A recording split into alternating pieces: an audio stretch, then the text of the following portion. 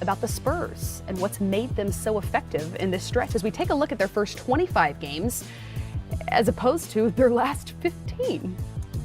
Well, for me, the biggest thing is the defensive rating is they've played so well. I'm always amazed when Pops can get a bunch of slow guys, Mike, to play deep. When your bigs are slow, it's hard to have really schemes that work because they're always got to be in sag in positions where they're covering small amounts of the floor. But Pops finds a way to get those guys to play good defense. Every time I watch them play and they play good defense, I'm like, how does he get these guys to do that? But their defense has impressed me. And then they're shooting 5 percentage points better offensively. And in a game where you shoot 100 shots a game, you're making 5 more. I mean, they are taking better shots and taking and making better shots as a team. And he figured out the defensive blend and the offensive blend. Pop's doing a tremendous job. Give him credit. It's been a juggling act for him the entire season because he had to decide, how do we want to play offensively now? We lose Danny Green, you lose Kawhi, you lose Slow-Mo, and you've lost some key pieces, okay, to their offense and to their defense, the experience part. He brings in some new guys. Wait a minute, I've got to figure out how do I best use DeMar DeRozan, and DeRozan has to figure out what's a San Antonio style of play. Pau Gasol has played 10 games so far this season. Rudy Gay has played 35. He's had some key injuries to guys, so he's been juggling and mixing and matching and trying to find the guy that can be a shot maker on a given night. It used to be Patty Mills that would come off the bench, and well, I'd look at the box score right away. I'd look to see what Patty Mills did. If he played well, they would win the game usually. Now they've got another guy, okay, who makes some shots coming off the bench, who Forbes was a knockdown shooter all of a sudden, taking Patty's spot on certain nights. Yeah, Bertans makes shots from the three-point line, doesn't come inside that too much. And the thing I like about him, we talked about this, Mike, earlier a little bit, is, he tells his good shooters to go ahead and shoot a lot of threes. He tells the other guys, hey, look, Pop said, we're going to ease up a little bit on just firing threes up there. Drive and kick, get in the paint and pass it out. You can take threes late in the clock, but don't take them early. Let's not settle. Let's just keep attacking. And I think every time the ball gets in the paint, it puts so much pressure on the defense, Mike, that you get fouls driving the paint, but those kick-out shots, when you get in the paint and you throw it out, everybody shoots those better. There's more rhythm on that shot. What I love about Pop is he goes against the grain a lot of times from the standpoint that he doesn't just do what the hot thing to do in the league is. You remember the year back before he won the series against Miami, they shot a lot of threes and won games by shooting threes.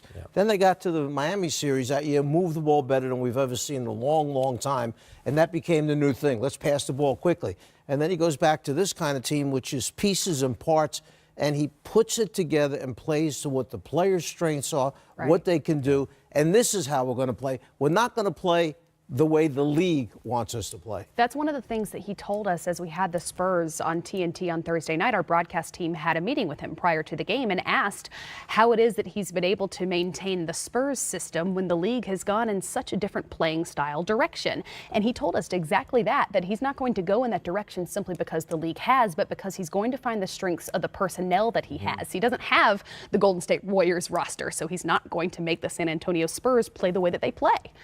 Well, when you have the ability to take your ego and sit down with your best player and say to him, what am I doing wrong? What can I do different?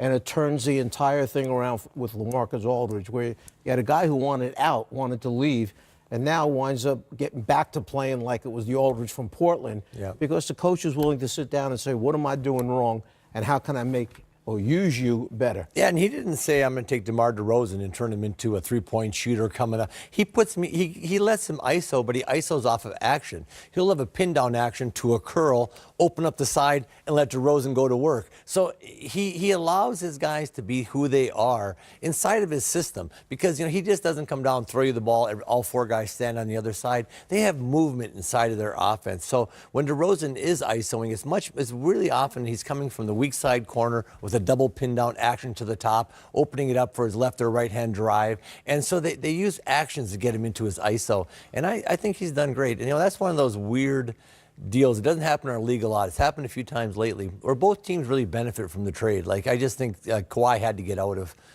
San Antonio. That just wasn't going to work. He goes to Toronto. They're, leading the Eastern Conference and playing great basketball. And DeRozan is helping the Spurs kind of turn their whole season around and become a whole different team. that plays a little differently than pop teams normally do, but still very effective. Well, we're going to be back with more on an 8-game Monday night in the NBA, including Blake Griffin. You just mentioned Bertans. Well, unfortunately here, this is a low light, not a highlight, as he gets bumped to reverse dunk. We didn't say anything about his defense, though. We said he shoots the ball. Fair. Yeah, exactly. That's a fair point by you. Well, the NBA on TNT is Thursday night with a doubleheader, starting with the Celtics in Miami to take on the Heat at 7 Eastern, followed by the Thunder in San Antonio to take on the Spurs at 9:30. Your coverage starts with Game Time at 6 right here on NBA TV. Look at this. Look how happy DeMar is to see Coach Casey prior to this game. Yeah. Good to see that. Love it. Dwayne's a really good man. Like, The Dallas Mavericks have won 2 in a row at home, taking on a Lakers team still without LeBron James in the lineup. They're trying to snap a 3-game losing streak as they head to Dallas. This game is at 8:30 Eastern on NBA League Pass. So for more on this matchup, we're going to welcome in Mavericks radio play-by-play announcer Chuck Cooperstein. Thank you so much for joining us. First, let's discuss this not-so-close Rookie of the Year race. What has impressed you the most about Luka's play this season? Well, I mean, obviously, the poise of a 19-year-old, you don't see this very often. But I think, more importantly, it is his strength. He's stronger than I think he looks, so that he can get pretty much anywhere that he wants to go to on the floor. And the other thing is, and Kevin probably knows this as well, having played with Larry Bird all those years, is like the harder the shot, the more he wants to take that shot. And the more likely he seemingly is that he will make that shot. Like the one that he made the other night at halftime in Boston. The one he made at Portland to put the game in overtime. It just seems like the crazier the shot, the more he enjoys it, and the more likely it seems like he's going to knock it down. Well, we've talked a lot tonight about the parity in the Western Conference through these first 40 games. The Mavericks sit outside the playoff picture in 13th, but with that parity, a playoff push is possible. What do you see as a realistic expectation for this team? I think right now you're looking at playing important games in March. That would be a massive step forward for this team, given that the last 2 years they began the year 2-14 and 2-13. Playing important games, getting those young guys, especially Luka and Dennis Smith, the experience that they're obviously going to need to play in even bigger games down the road is the most important. If they want to be serious playoff contenders, they're going to have to try to find a way to win on the road. They have the worst road record in the league right now, obviously tied for the fewest home losses in the league. So these 2 games that they have tonight against the Lakers and on Wednesday against Phoenix are games that they absolutely have to have while they try to sort out whatever it is that's keeping them from winning on the road. So I've been told I only have one more question with you. So I could obviously ask about that road record. I could obviously ask about keys to beating the Lakers. But I just want to know a favorite Dirk moment, favorite Dirk story as we're all weeping watching him hang him up this season. Well, my favorite Dirk story is from my first year with the team at the end of the 2006 season. We had played in Los Angeles, won a game. Dirk hit a shot to win the game on a night where nobody was making anything, but he made one with a half second to go to win. We travel up to San Francisco and get to the hotel, and the equipment truck comes, and all of us iguana types always help unload the equipment truck. You don't normally see players unload the equipment truck. But there was Dirk slinging bags at 2 o'clock in the morning after hitting a game-winning shot, and it just reinforced what I had known prior to joining the team, and obviously what has taken place in the 14 years since I've been with the team. He's the most regular superstar that I think this game has ever seen, and he is going to be terribly, terribly missed. That probably the highest compliment, the most regular. Right? You guys can exactly. follow Chuck Cooperstein at Coop Mavs. Thank you again for joining us before the game, Chuck. Thanks for having me, Kristen. Take care. All right, guys. We're obviously talking about a last season for Dirk Nowitzki, but a first season for Luka Doncic. Do you agree with Chuck that this is a team that could potentially be playing important games in March, that could be in that playoff conversation? I'd like to say yes, but I'm not quite sure that they're ready to challenge the 3 or 4 teams that are ahead of them right now over the stretch of the remaining part of the season.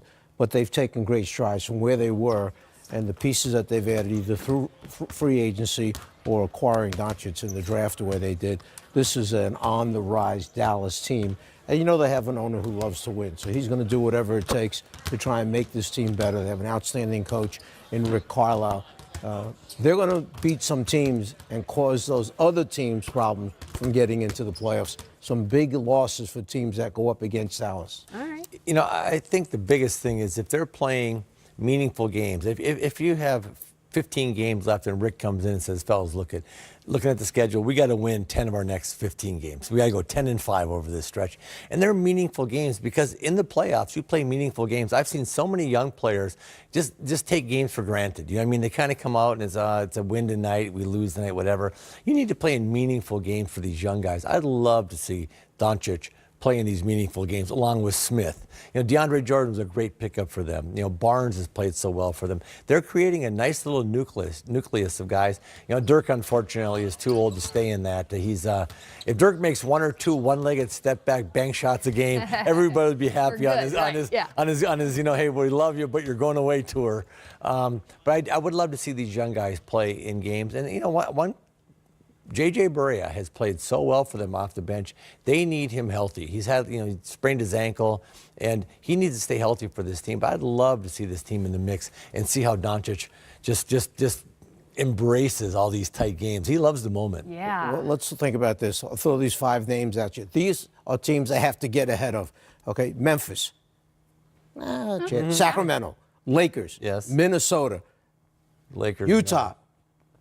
Utah's got a great schedule. No, I hear you. It's going to be tough. But if they're in that mix, though, Mike, you know how it is. If you're coaching those young guys and you're one game out and there's 3 games to play and it means something, it's fun for them. And I think that's what you got to be. I've often said, Red Auerbach used to always say, hey, you're going to be down in a series at some point. We're going to be down 3-1, 3-2.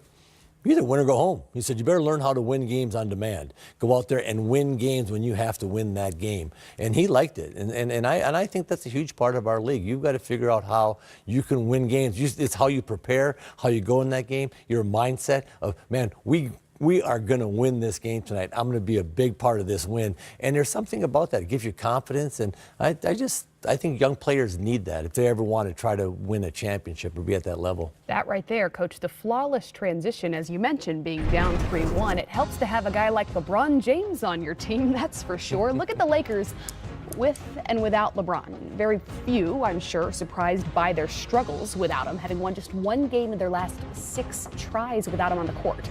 Now, their point total is down, as are their field goal and 3-point percentages. Let's listen to Lakers coach Luke Walton earlier. You know, they're trying, but they're young. But, you know, at some point, we need more passion, we need more fight, and that's not scoring, but it's more diving for loose balls, yet communicating loudly. Without LeBron, this, of course, could be an opportunity for the Dallas Mavericks to continue to move up the ranks in the Western Conference. But do you guys see the Lakers as a buyer prior to the trade deadline? I think the Lakers are wide open to see what's out there. Look to add another piece right now. Everybody keeps talking about at the end of this season, right, what are the Lakers going to do? But I think right now, with LeBron on the team and his mentality, he doesn't want to finish out of the playoffs. He wants to show that he could take a Laker team and get him into the playoffs. Do I need to say, look at the record in Cleveland right now since LeBron has left? He comes here. They're up in 4th place before he gets the injury.